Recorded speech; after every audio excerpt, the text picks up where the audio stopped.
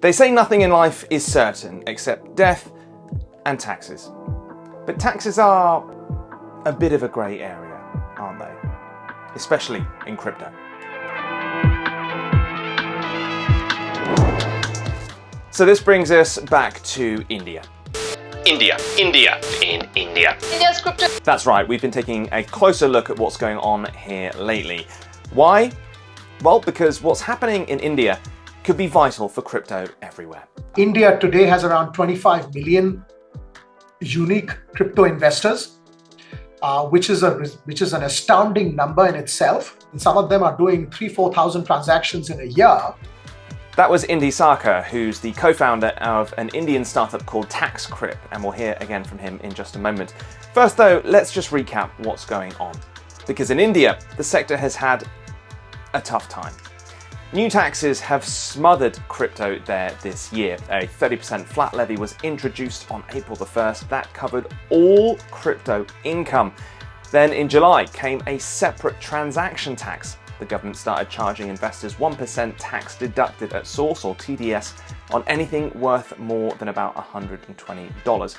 Meanwhile, the central bank, the RBI, has been clear about what it thinks about crypto. It's called it a danger and said it poses a threat to the country's financial stability. But the RBI is also moving forwards with its own digital currency, as we've covered in a previous video.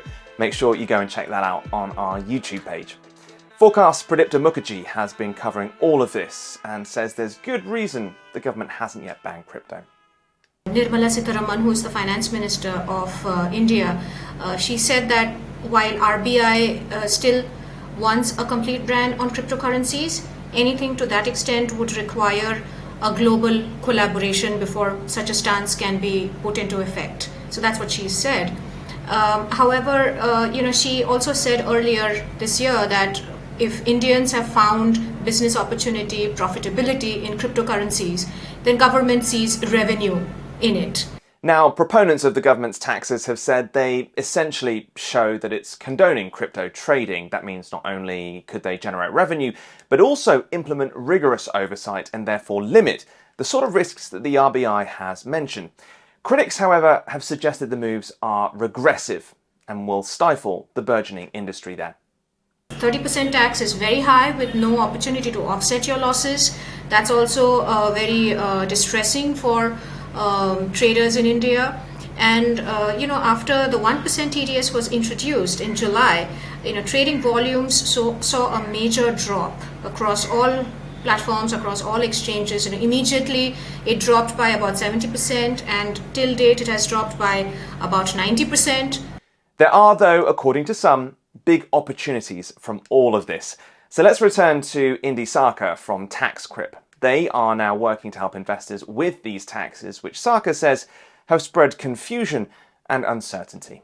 Even if you were to be able to interpret the rules correctly and do an accurate assessment, is a horrendously expensive exercise because of the sheer number of manas involved in going through that manually. All you need to do is set up a TaxCrypt account, link your wallets, and boom, it's in front of your eyes, which is a huge benefit from a transparency standpoint for a crypto investor because it really aggregates all your wallet data.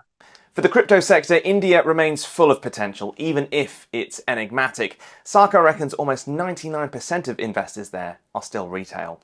It's amazing how many people from tier 2, tier 3 cities are carrying crypto exposure today. That sort of trend is keeping some optimistic. Speaking to Forkast earlier in the year, Ashish Singhal, co-founder and CEO at crypto exchange CoinSwitch, said he was still bullish on the outlook despite these hurdles. He said, "Crypto provides India with a unique opportunity to shape and lead the technological shift that's playing out. The country has the talent, startup culture, mobile-first users, and the digital infrastructure that's required." But there are other things in the way apart from taxes. Sarkar says clearer rules are needed to drive the next wave of adoption. However, that could yet happen soon. Everything that we hear in the policy circles is the fact that crypto is not potentially going to be banned in India. There may be greater regulatory scrutiny for sure, but banning is not an option. If crypto has to survive, the government also has to understand, or perhaps they do already, where they go, hey, you know what, if it's got to survive, we want to make sure that there's the right compliance and oversight regulation on it. Now, we may argue about the regulation and what it might bring, but the fact that it's going to come, and therefore it should create a level of stability. If it does happen, things could potentially start to look up for crypto in India. Of course, if you disagree, let us know why in the comments. There is plenty more content like this as well from us every day. Like and subscribe to this video to catch those.